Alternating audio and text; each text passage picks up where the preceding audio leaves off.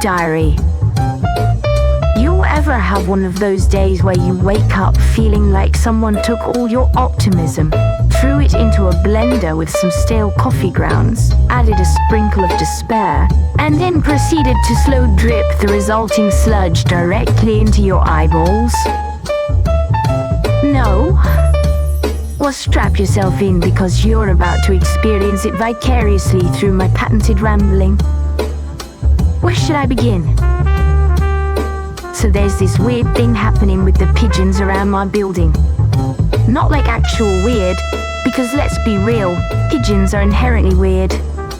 Specifically, there's one smug-looking pair of cucumbers who seem to have claimed squatters' rights on the overflowing recycling bin outside my window. Which is, peak pigeon behavior. Scrounging for a crust of stale rye amongst crushed soda cans and banana peels. Classic. Normally I'm not one to judge another creature trying to eke out a meager existence in this hellscape we call the city. But these two, let me tell you why I've taken particular notice. They've got this little ritual, see, every single day at 3:17 p.m. which is like the most aggressively specific time anyone's ever picked to do anything. The male one puffs up his chest feathers and lets out this guttural gulp that sounds like someone's trying to suck spaghetti through a garden hose. To this, the female pigeon, well, she just sort of looks at him like an unblinking stare down with the kind of judgmental side eye you get from your grandma after a third glass of Merlot at Thanksgiving. Only when her beady little head is cocked so far that it looks like her neck might snap clean off does he shove this thing into her beak. It's always some iridescent plastic monstrosity that makes you wonder what unholy dumpster fire birthed its existence. He nonchalantly chucks it at her like she's some sort of avian garbage disposal. And then they both stand there for another 2 minutes while he preens his chest feathers and she processes it. Chokes it down with the kind of nonchalant swallow that suggests she's been doing this since pigeons were still trying to evolve from those giant prehistoric rat things. It's deeply unsettling. You know how they say if you stare into the abyss long enough, the abyss stares back? Well, sometimes when her eye catches mine through the grimy window pane, I see her pupils dilate a fraction, just a tiny pinprick wider. And for that split second, I envision something behind them. Some kind of abyssal pigeon-like thing, swirling with greasy takeout wrappers, expired coupons, and broken dreams collected from every third-floor fire escape in a 5-mile radius. Then it snaps back to the usual vacant bead. A regular old garbage-crunching, despair-dispensing pigeon stare. Which brings me to... well, not really anything. Except maybe this creeping suspicion that our collective consciousness is one humongous rubbish bin with a faulty lid. And we're all trying to convince ourselves the smell isn't getting worse by sticking our noses further into it. I mean, have you seen the internet lately? It's basically a 24-hour marathon of disgruntled toddlers arguing about who ate the last slice of sourdough and complaining about how no one understands them anymore. The sheer volume of passive aggression disguised as inspirational quotes with aggressively filtered sunsets is enough to give a houseplant an ulcer, you know? Everyone wants to believe they're still in control, but they're all really being devoured from the inside out by a neon pink jellyfish. Don't get me wrong, I'm right there with them, glued to my phone like a sad housefly in a half-empty bowl of fruit punch. You ever notice how the most aggressively positive mantra always seems to smell of burnt rubber and chickpeas? Like, namaste fam, crushing those goals and manifesting abundance like a boss babe with zero limitations. Yeah, you're crushing all right. Crushing my soul under the weight of your curated Instagram feed. enjoy sweating profusely into that overpriced yoga mat your ex bought you as a subtle hint. It's also noisy, like trying to write an email with someone setting off firecrackers every time you hit enter. You think after being glued to screens for, what, 3/4 of our collective lifespan, that we'd at least figure out a way to do it without making the world look like a bad acid trip filtered through a discount Halloween store. I guess that's life in the age of perfectly imperfect. But at least we've got those sunsets to remind us that somewhere out there, beyond the greasy glare, someone captured a decent picture of a cloud once. Maybe we're all giant puffballs adrift, observing a churning sea in the occasional plastic bottle cap gift wrapped as a blessed affirmation. Now, where was I going with this? Oh, right. This mascara I bought last week.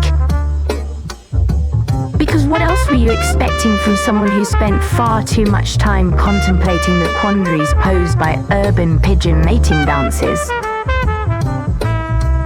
Anyway, you know how they say those as seen on TV products are scams, and most likely designed by disgruntled magicians who lost their licenses after trying too many rabbit pulling from hat tricks? This mascara is like the cousin of that one vibrating toothbrush thing your aunt swore cured her arthritis, but mostly ended up leaving a trail of purple battery acid across the bathroom floor. The packaging alone should be cause for immediate quarantine and mandatory psychological evaluation. It's shaped like a unicorn doing interpretive dance on top of an exploding disco ball. The sides are plastered with slogans in glitter-infused font that proclaim things like voluminous lash goals achieved and unleash your inner dragon queen. At the end of a long day, who can resist? Not me. Even though it basically screams, beware, this product may cause spontaneous hair growth on your left nostril and an uncontrollable urge to knit tiny hats for squirrels. You open it anyway and let yourself get sucked into the vortex of glitter bomb promises and an ingredient list that reads like a high school chemistry experiment. I mean, seriously, who designs this shit? I picture some coked out beauty blogger in Williamsburg hunched over an iMac at 3 a.m. mainlining Red Bull and Adderall while frantically scribbling notes like a deranged mad scientist. And then there's the smell. I don't even know how to describe it accurately without triggering some kind of collective olfactory trauma across the internet. Imagine if someone took a whiff of stale gym socks after they'd been left in a sauna and then decided to blend that with the lingering scent of perfume testers at a discount drugstore. You ever open something like that? Like, really inhale it? It makes you miss that old school drugstore makeup counter aroma. The kind where you walk in and get instantly smacked upside the head with this unholy trinity of hairspray, cheap foundation, and something floral. I wish I could step into a time capsule filled with the collective scent of teenage rebellion and questionable beauty choices, circa 1992. You know, just so I could breathe in something real. Even if real in that context means a high school girl who spent her allowance on blue lipstick and hairspray strong enough to melt asphalt. Nostalgia has character, you know? Like a powerful, synthetic, almost carcinogenic charm. Now it's all this clean scent nonsense, pun completely intended, that has all the distilled essence of a hospital waiting room after someone spilled citrus air freshener on a pile of unreturned library books. It's suffocatingly antiseptic, a sterile emptiness wrapped in the vague promise that maybe if you buy enough overpriced hand sanitizer wipes, you'll slip into a parallel universe where you're not slowly decomposing into a pile of discarded ambition. Like an ill-conceived TikTok makeup trend. I remember when makeup was plain old makeup. You slapped some foundation on if you felt anxious about your complexion that day. Maybe dabbed on some blush because someone told you it made you look more alive. Now, everything requires a tutorial. I'm pretty sure if you squint hard enough through the strategically placed rhinestones, those eyeliner wings will appear as tiny coded messages begging for someone to remember what it felt like to laugh without asking ChatGPT for instructions. I think I'm just getting old. Or maybe the pigeons with their clockwork courtship and judgmental stares are onto something. Should we stop squeezing the mascara tube like it's holding the secrets to the universe and simply stare back at the pigeons? Pick up a pack of Solo cups from the thrift store where they'd probably sell more plastic unicorn-shaped nightmare fuel than ceramics. Let's brew some chamomile with enough honey to knock out a small bear wearing an ill-fitting red shirt and no pants. Because at this point, why not? Why not finally give your inner dragon queen permission to surrender to the inevitable and curl up under a blanket woven by dust bunnies?